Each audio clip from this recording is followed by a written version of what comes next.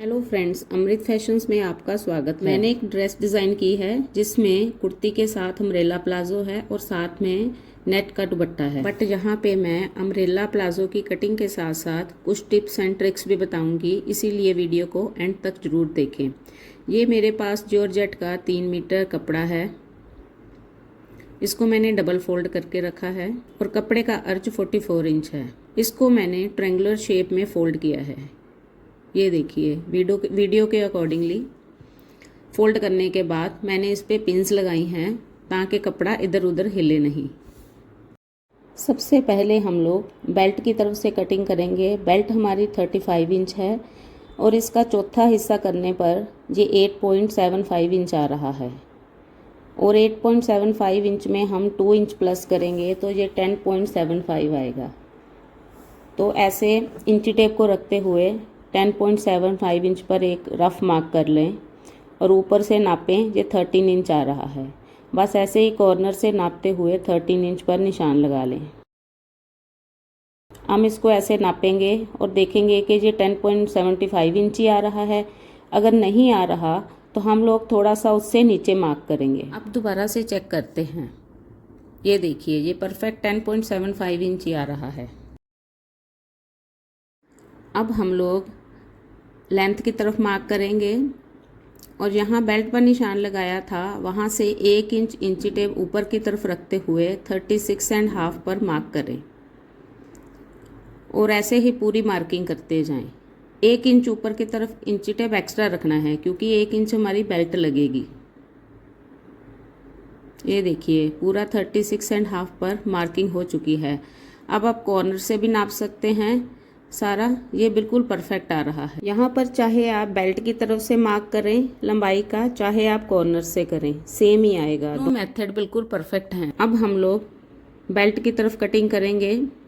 यहाँ कटिंग करने के बाद नीचे घेरे की तरफ कटिंग करनी है आधा इंच का मार्जिन छोड़ते हुए, क्योंकि नीचे हमारी पीको होगी। और साइड से कन्नी की तरफ काट लीजिए क्योंकि यहाँ से खिंचाव महसूस हो रहा है। कन्नी हमें नहीं रखनी, पूरी कन्नी हमें काटनी है जहाँ जहाँ भी कन्नी आ रही है। 3 मीटर कपड़े में आप लोग 39 इंच लेंथ का प्लाजो इजीली बना सकते हैं। अब हमें यहाँ पे जॉइंट डालना है, तो ये जो एक्स्ट्रा कपड़ा बचा है इसकी भी पहले कन्नी काट लें और इसको ऐसे ऊपर की तरफ भी रख सकते हैं और नीचे की तरफ रख के भी कटिंग कर सकते हैं। आई थिंक नीचे की तरफ रखने से ज़्यादा परफेक्ट कटिंग आती है क्योंकि कपड़ा हिलता नहीं है और हमारी विजिबिलिटी भी अच्छी बनती है देखने में। बस ऐसे ही उसके साथ साथ कटिंग करते जाएं। ये देखिए, ये हमारी कटिंग हो चुकी है और इसको ऊपर रख लें और जहाँ पे भी पिंस लगा लें ताकि ये कपड़ा जो जॉर्जेट का कपड़ा रहता है ये काफ़ी हिलता है, और 2-3 जगह पे पिंस लगा के इसको सेट कर लें। अब हम लोग क्रोच एरिया की तरफ कटिंग करेंगे, तो इसके लिए हमें हिप का नाप ज़रूरी है। हिप का नाप हमारा 37 इंच है, तो इसको 3 के साथ डिवाइड करने पर ये 12.33 इंच आ रहा है। तो आप ऑलमोस्ट 12.5 इंच पर लंबाई की तरफ निशान लगा लें और यहाँ पे 2 इंच पर मार्क करें और ऐसे तिरछी लाइन ड्रॉ कर लें। और गोलाई की तरफ हमें यहाँ से 1.5 इंच लेना है। बस ऐसे मार्क कर लें और यहाँ से कटिंग कर लें।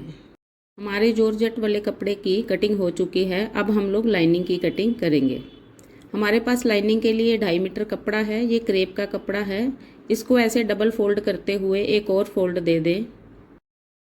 अब इसके ऊपर कटिंग किया हुआ प्लाजो का फैब्रिक रखेंगे।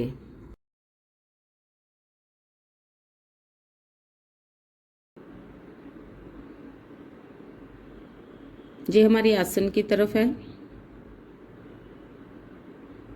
और यहाँ से हम लोग ऐसे मार्क करते हुए स्ट्रेट मार्क करेंगे और नीचे की तरफ हम 2-3 इंच लाइनिंग ऊपर की तरफ रखेंगे। तो ये आप स्ट्रेट कटिंग भी कर सकते हैं लाइनिंग के लिए, बट मैं दूसरे तरीके से कटिंग करूँगी। तो इसके लिए पहले लाइनिंग को डबल फोल्ड करते हुए ऐसे ही ट्रायंगुलर शेप दे दें और फिर इसके ऊपर जो जॉर्जेट की कटिंग की थी कपड़े की, वही ऐसे उसके ऊपर रख दे। हमारा लाइनिंग कट करने का दूसरा तरीका है। तो पहले बेल्ट की तरफ कटिंग करेंगे, फिर आसन की तरफ, अब हम नीचे की तरफ कटिंग करेंगे। तो मुझे इसका लाइनिंग का घेर ज़्यादा नहीं चाहिए, तो मैं एक तरफ से इसको फोल्ड करूँगी और यहाँ पे मार्क कर लूँगी। नीचे से हमें लाइनिंग थोड़ी कम लेनी है, तो 1.5 इंच उसको ऊपर की तरफ करते हुए उस निशान पर कटिंग कर लें। अब यहाँ पे हमें जॉइंट डालना है, तो यही जो एक्स्ट्रा कपड़ा बचा हुआ है इसी का हम लोग जॉइंट डालेंगे। बस ऐसे ही आप वीडियो के अकॉर्डिंगली कटिंग करते जाएं और इस कपड़े को ऊपर रखने के बाद पिन्स लगा लें ताकि कपड़ा आपस में हिले नहीं, और उल्टी साइड पर क्रॉस का निशान लगा लें। चलिए, हमारी लाइनिंग की भी कटिंग हो गई। अब हम मशीन की तरफ चलते हैं। सबसे पहले लाइनिंग के नीचे जो जॉइंट था उसको सिल लें, और जहाँ जॉइंट की तरफ आप लोग पिन्स लगा लें। पिन्स लगा के सिलना काफ़ी इजी रहता है।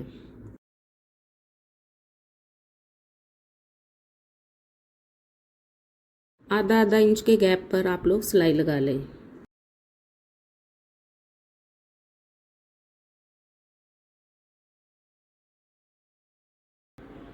अब दूसरी तरफ भी ऐसे ही सिलाई लगेगी।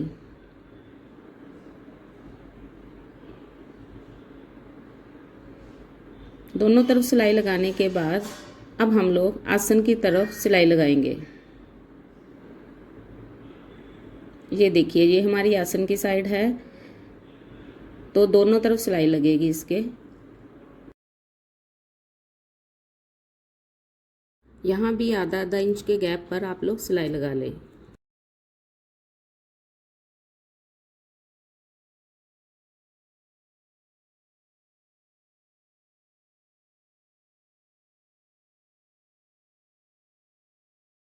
सिलाई लगाने के बाद यहाँ गोलाई की तरफ छोटे छोटे कट्स लगा लें। अब इस लाइनिंग को सीधा करके क्रोच एरिया की तरफ एक सिलाई लगा लें ताकि ये सिलाई पक्की हो जाए।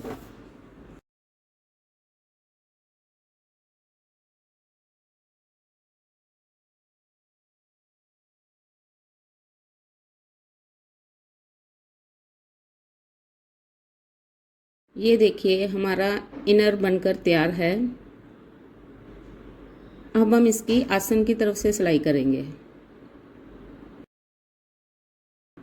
ये देखिए, यहाँ से सिलाई शुरू करते हुए ये भी सिलाई हमें आधा आधा इंच के गैप पर ही लेनी है, और ये वाला जहाँ से अंगूठे से दबा लीजिए ताकि प्रॉपर फिनिशिंग आ जाए।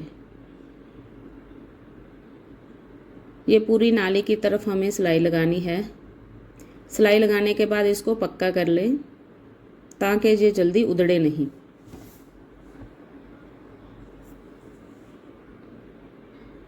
ये देखिए, मैं सीधा करके दिखा रही हूँ आपको। अब हम इसको साइड में रखेंगे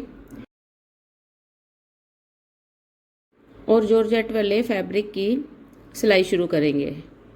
यहाँ भी हम जो जॉइंट था नीचे, वहीं से सिलाई शुरू करेंगे। पिन्स हम लोग इसीलिए लगा रहे हैं ताकि कपड़ा इधर उधर हिले नहीं। ये देखिए, मैंने दूसरी तरफ भी पिन्स लगा ली हैं, इससे फिनिशिंग भी अच्छी आती है। अब मैं यहाँ पे आपको एक टिप देना चाहूँगी, क्योंकि पिन्स लगाते हुए नीचे का फैब्रिक साथ में आता है, तो आप स्केल यूज़ करके नीचे रख के फिर पिन्स लगा सकते हैं। चलिए, अब यहाँ पे सिलाई लगाते हैं। ये सिलाई भी आपको आधा इंच के मार्जिन पर करनी है।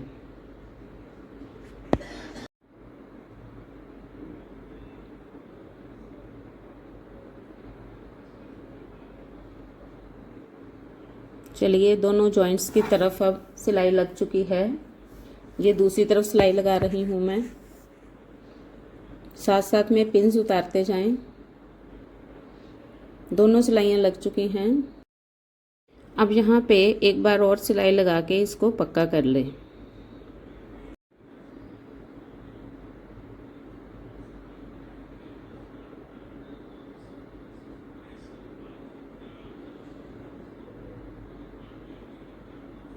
चलिए, नीचे जॉइंट की तरफ सिलाइयाँ लग चुकी हैं। अब हम आसन की तरफ चलेंगे। पहले पिन्स उतार लेते हैं और पहले ऊपर के 2 पोर्शन पकड़ते हुए पहले एक तरफ के आसन की सिलाई लगाएंगे।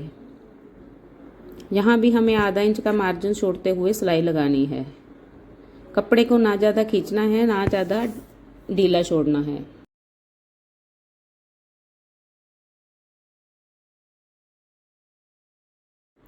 दोनों तरफ आसन की तरफ सिलाइयाँ लगाने के बाद इनको एक बार और सिलाई लगा के पक्का कर लें।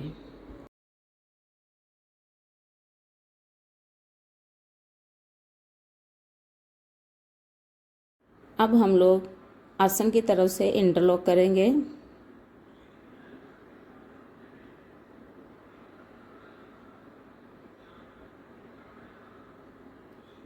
दोनों तरफ की इंटरलॉक हो चुकी है। अब गोलाई की तरफ छोटे छोटे कट्स लगा लें। यहाँ पर ये ध्यान रखें कि आपकी सिलाई ना कटे। अब फिर इसको सीधा करते हुए ऊपर की तरफ बिल्कुल किनारे किनारे पे एक सिलाई लगा लें।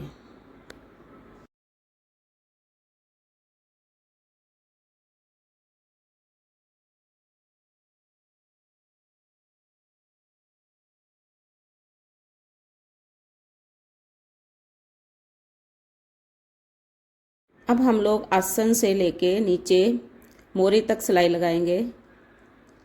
तो जहाँ मोरी से शुरू करते हुए सिलाई लगाना शुरू करें। स्टार्टिंग में इसको डबल करके पक्का कर लें और आधे आधे इंच के गैप में सिलाई लगा लें। यहाँ सेंटर से सेंटर पॉइंट मिलना चाहिए। सिलाई ख़त्म करने के बाद आप दूसरी मोरी की तरफ से सिलाई शुरू करेंगे। बस ऐसे ही सिलाई लगाते जाएं और इसको डबल करके पक्का कर लें।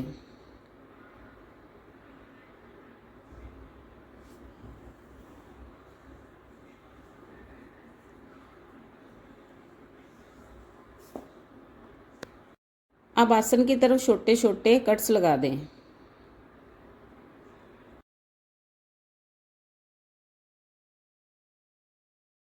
चलिए, अब प्लाजो को सीधा करते हैं।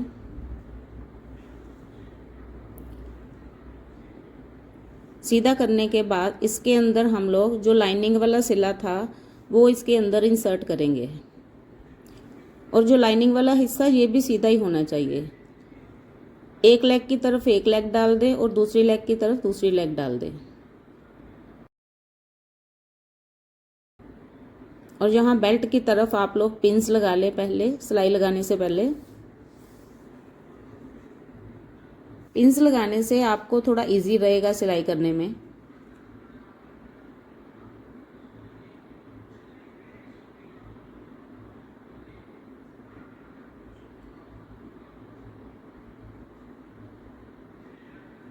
चलिए, पिन्स लग चुकी हैं। अब हम लोग सिलाई लगाते हैं और ये सिलाई आप फुल बफे से भी लगा सकते हैं। साथ साथ में पिन्स उतारते जाएं।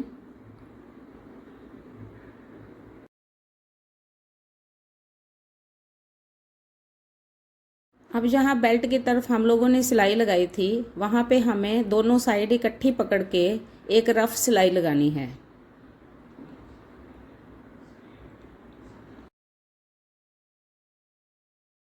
ये सिलाई हम लोगों ने क्यों लगाई, इसके पीछे क्या ट्रिक है, ये हम आगे वीडियो में बताएंगे।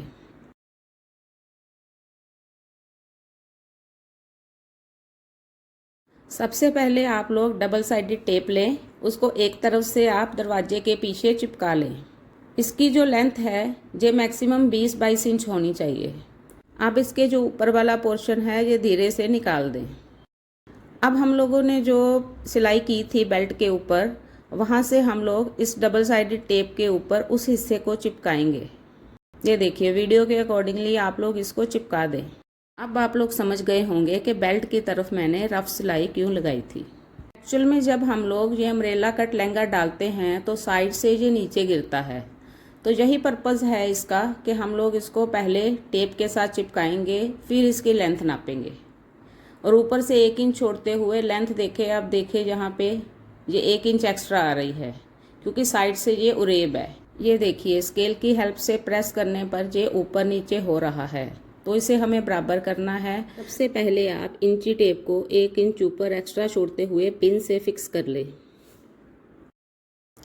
और नीचे बैठते हुए उसकी लेंथ नापें।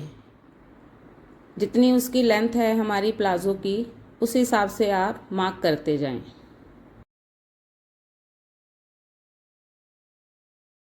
ये देखिए एक तरफ से हमारी मार्किंग हो चुकी है, अब दूसरी तरफ से मार्किंग करते हैं। यहाँ भी हमें सेम प्रोसीजर फॉलो करना है। मीन्स ऊपर से 1 इंच छोड़ते हुए इंची टेप को फिक्स कर लें और मार्क कर लें। अब जहाँ पे मार्किंग की है वहाँ से कटिंग करते जाएंगे।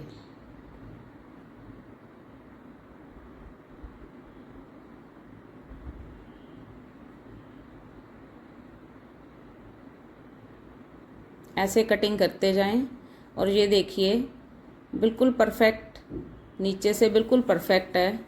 ये नीचे हमारी लाइनिंग है, तो जहाँ हम लोग सिलाई लगाएंगे और जो ऊपर का है यहाँ हम पीको करेंगे। चलिए अब हम लोग बेल्ट लगाते हैं।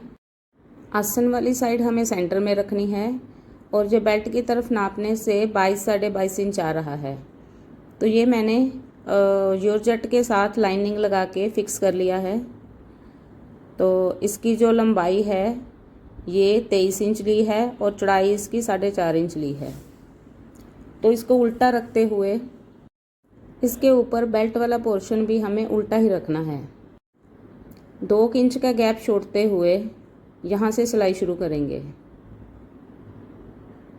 नीचे वाला पोर्शन हमें ज़्यादा नहीं खींचना क्योंकि वो उरेब है। नॉर्मल खींचते हुए आप आधा इंच के मार्जिन पे सिलाई लगाते जाएं और लास्ट में यहाँ पे 2 इंच के मार्जिन पर उसे छोड़ दें। अब यहाँ पे देखें मैं क्या कर रही हूँ, बेल्ट के दोनों हिस्सों को पकड़कर नीचे वाले पोर्शन के साथ बराबर मिला लें और यहाँ पर आपको लगता है वहाँ पर मार्क करके एक सिलाई लगा लें।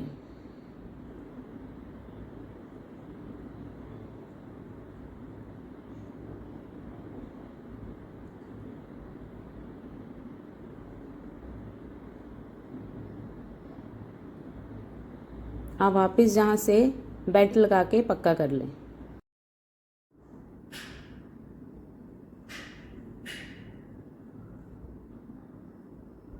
अब प्लाज़ो को सीधा करते हुए हम लोग बेल्ट को फोल्ड करेंगे।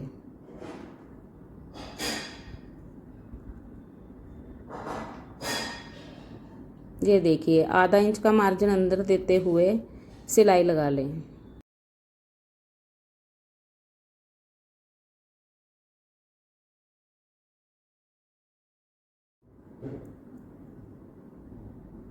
और लास्ट में यहाँ 2 इंच का मार्जिन खुला रखें क्योंकि हमें यहाँ से इलास्टिक इंसर्ट करना है।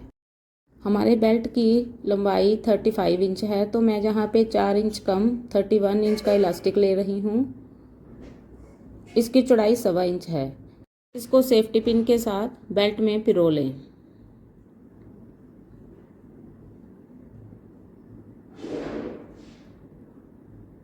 बाद में यहाँ पे सिलाई लगा लें और ये सिलाई आपकी पक्की होनी चाहिए। इलास्टिक पर सिलाई लगाने के बाद इलास्टिक को पूरी तरह अंदर इंसर्ट कर लें और जो बेल्ट का खुला हुआ हिस्सा था वहाँ पे आप लोग सिलाई लगा लें।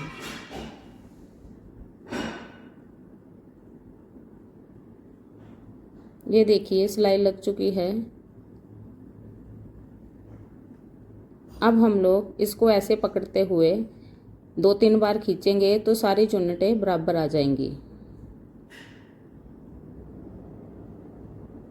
अब यहाँ सेंटर में सिलाई लगाएंगे। सेंटर में सिलाई लगाने के लिए आप फुल बफे का यूज़ करें और एक तरफ आगे से पकड़े और एक तरफ पीछे से पकड़ते हुए उसको खींचें और सिलाई लगाते जाएं।